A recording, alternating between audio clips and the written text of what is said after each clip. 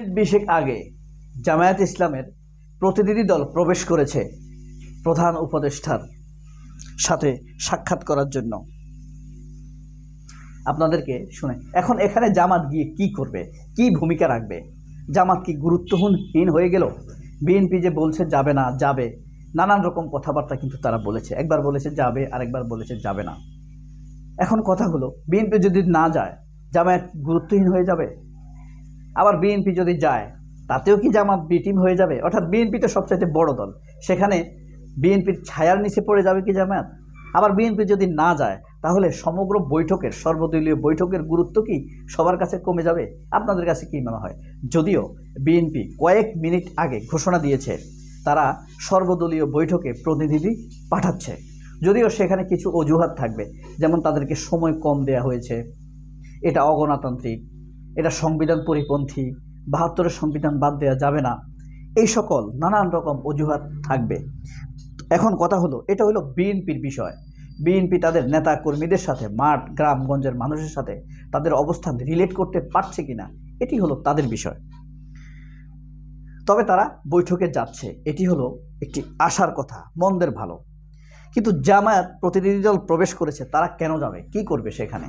তাদের অবস্থান কি, কি দৃষ্টিভঙ্গি তারা দেখাবে, গুরুত্বই বা কী, তাদের বিশেষত্ব কি, সেখানে জামায়াতের যাওয়া বা না যাওয়ার মধ্যে কি? আমরা এই নিউজটা আপনাদেরকে একটু পড়ে শোনাই। দেখুন, জুলাই গণ অভ্যুত্থানের ঘোষণাপত্র চূড়ান্ত করার লক্ষ্যে ঢাকা সর্বদলীয় বৈঠকে অংশ নিতে ফরেন সার্ভিস একাডেমিতে প্রবেশ করেছে জামায়াতের 4 সদস্যের একটি প্রতিনিধি দল।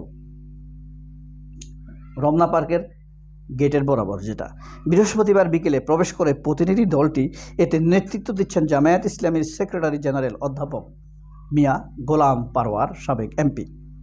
তিনি নেতৃত্ব দেন কারণ তার ধারণাগুলো ক্লিয়ার কাট, শার্প। তিনি অবস্থান থেকে নড়ে ওঠেন না, ফার্ম ডিসিশন নিতে পারেন। বর্তমানে জামায়াতের যত নেতা আছে, তিনিই এক হৃদয়ে নিংড়িত, ফার্ম, কঠিন এবং স্বচ্ছ সিদ্ধান্ত নিতে পারেন। যেমন আবদুল্লাহ মোহাম্মদ তাহেরও ভালো নেতা, কিন্তু তিনি অবস্থান থেকে নড়ে আসেন, সরে যান। তার ফেসিয়াল এক্সপ্রেশনে ডিসিশনের ক্ষেত্রে খুব শক্ত অবস্থান দেখা যায় না। তার নিজস্ব বয়ানের উপরে তিনি প্রতিষ্ঠিত থাকতে পারেন না। এক্ষেত্রে গোলাম পরওয়ার অনন্য সাধারণ এবং ব্যতিক্রম। জুলাই গণ অভ্যুত্থান ঘোষণাপত্র চূড়ান্ত করার লক্ষ্যে রাজনৈতিক দল ও অন্যান্য অংশীজনের সঙ্গে আজ বিকেল 4টায় একটি সর্বদলীয় বৈঠক করবে অন্তর্বর্তী সরকার। বৈঠকের সভাপতিত্ব করবেন প্রধান উপদেষ্টা অধ্যাপক ইউনূস। সর্বদলীয় বৈঠক এখন যেটা 4টায় শুরু হবে কিন্তু ফাইনালি। এছাড়াও 4 জন উপদেষ্টা উপস্থিত থাকবেন বলে জানা গেছে। রাজধানীর ফরেন সার্ভিস একাডেমিতে বিকেল 4টা থেকে সন্ধ্যা 7টা পর্যন্ত এই বৈঠক চলবে। এখন কথা হলো, সর্বদলীয় বৈঠকের আজকের যে বৈঠকটি, এটির কিন্তু মূল এজেন্ডা হলো জুলাই প্রক্লেমেশন। ওই প্রক্লেমেশনকে গণতান্ত্রিকভাবে সবার কাছে গ্রহণ করার জন্যই এই বৈঠকটি হচ্ছে, এবং এই বৈঠকের মূল মাজাজা হলো সবার কাছে এই প্রক্লেমেশনকে গ্রহণযোগ্য করে তোলা। এরপরেই ঘোষণাটি কার্যকর হবে, এটাই সবাই ধারণা করছে এবং এটাই খুব স্বাভাবিক। এর আগে 30শে ডিসেম্বর, হয় এবার না হয় নেভার, এই স্লোগানে বৈষম্য বিরোধী ছাত্র আন্দোলনের সকল নেতাকর্মীরা সারা ফেসবুক ভাসিয়ে দিয়েছিল, হয় এবার না হয় নেভার, মানে 31শে ডিসেম্বরেই জুলাই প্রক্লেমেশন হবে এমন ঘোষণা।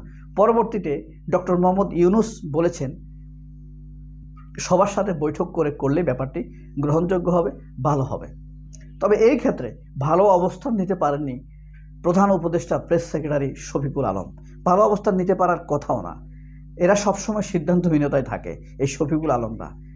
এরা কি ডক্টর ইউনূসের নির্দেশনা শুনবে, নাকি প্রথম আলোর মতিউর রহমানের নির্দেশনা শুনবে, নাকি আসিফ নজরুলের নির্দেশনা শুনবে, নাকি মুজাহিদুল ইসলাম সেলিমের নির্দেশনা শুনবে? হ্যাঁ, এই চারদিকের নির্দেশনা শুনতে, চারিদিকে দেখতে দেখতে এরা কুকুরের মতো অস্থির হয়ে যায়। এই পৃথিবীর সবচাইতে অস্থির প্রাণী কোনটি জানেন? এই পৃথিবীর সবচাইতে অস্থির প্রাণীটি হলো কুকুর। তো চতুর্দিক দিয়ে শুনতে শুনতে এরা মানসিকতা অস্থির হয়ে ওঠে, নিজের সিদ্ধান্তে স্থির থাকতে পারে না। সে 2 রকম সিদ্ধান্ত দেওয়ার ফলে মানুষ একবার বলে যে আমরাই দিব, আবার বলে দিব এটা দরকার নাই, সরকার এটা জানে না, এই দায়িত্ব সরকারের নয়। এরকম নানান রকম কথা বলে কিন্তু ধূম্রজাল তৈরি করে। পরবর্তীতে ডক্টর ইউনূস বলেছেন সবার সাথে কথা বলে আমরা এই ঘোষণা দিব, তবে এটি পিছিয়ে দেয়া হোক। তো এই যে আজকে 15 তারিখ, গত 15 তারিখ গতকালকে এই সর্বদলীয় বৈঠক হওয়ার কথা ছিল, সেটি আজকে হচ্ছে। সেই বৈঠককে, সেই প্রোক্লেমেশনকে সম্পূর্ণরূপে জায়েজ করার জন্য, সবার কাছে গণতান্ত্রিকভাবে গ্রহণযোগ্য করার এবং বাস্তবায়ন করার জন্য দেশের সাথে সবার সাথে আলোচনা করে নেওয়া হচ্ছে, প্রোক্লেমেশনটা যাতে সবার কাছে গ্রহণযোগ্য হয়। সবাই অনেক ভালো থাকবেন। জামায়াতের কী ভূমিকা রাখতে পারে কমেন্ট বক্সে কমেন্ট করে জানাবেন। আল্লাহ হাফেজ, আসসালামু আলাইকুম।